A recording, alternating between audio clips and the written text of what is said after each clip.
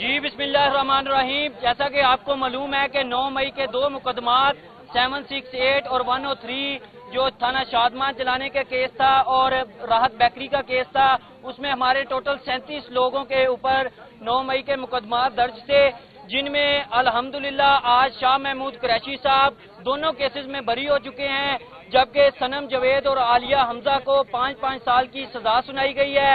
103 में हमारी एक लेडी खतून आयशा भुट्टा को 10 साल की सजा सुनाई गई है, जबकि 2 लेडी हमारी जो तस्नीम और सादिया इस केस में एक्विटल कर दिया गया है। अल्हम्दुलिल्लाह 4 जुवनाइल जिनको मैं रिप्रेजेंट कर रहा था, तैयब सुल्तान, अवैध सरदार, शाहिद बेग और फैजान जावेद, उन चारों को माइनर्स को 768 थाना शादमा के मुकदमे में अल्हम्दुलिल्लाह बरी कर दिया गया है।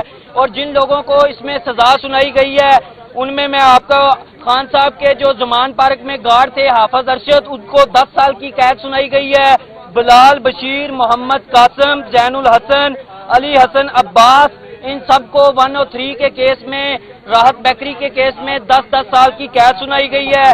जबकि जो हमारे 7 कारकुन जो कि थाना शादमान के मुकदमा में नामजद थे, उनके नाम फहीम कैसर, नियाज अहमद, सैयद अली हसन, जैन अली, मोहम्मद असद और बिलाल विजाहत को, क्योंकि बिलाल विजाहत जब डे फर्स्ट से गिरफ्तार है 9 मई का, उन सबको 10-10 साल की कैद सुनाई गई है। जबकि 12 लोग इसमें बरी हुए हैं। शाह महमूद कुरैशी समेत 12 कारकुनान को अल्हम्दुलिल्लाह कोर्ट ने बरी किया है।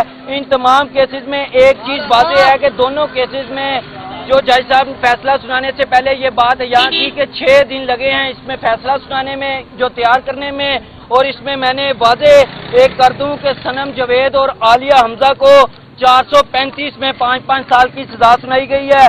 बाकी जो तमाम लीडरशिप है उनको 10-10 साल की, और ये सजाएं बाकी ऑफेंसेस में 3 साल 2 साल, ये कंकरेंट अगर समझी जाए तो एक ही वक्त में 10-10 साल की सजा सुनाई गई है। अल्हम्दुलिल्लाह पहले भी लीडरशिप का फैसला सुनने के बाद हौसले बुलंद थे।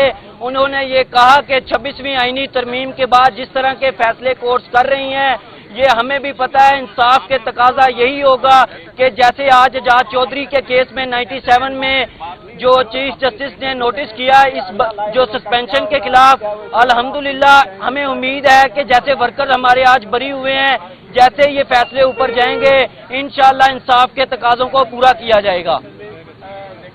जी बाकी आप वो बताइए जो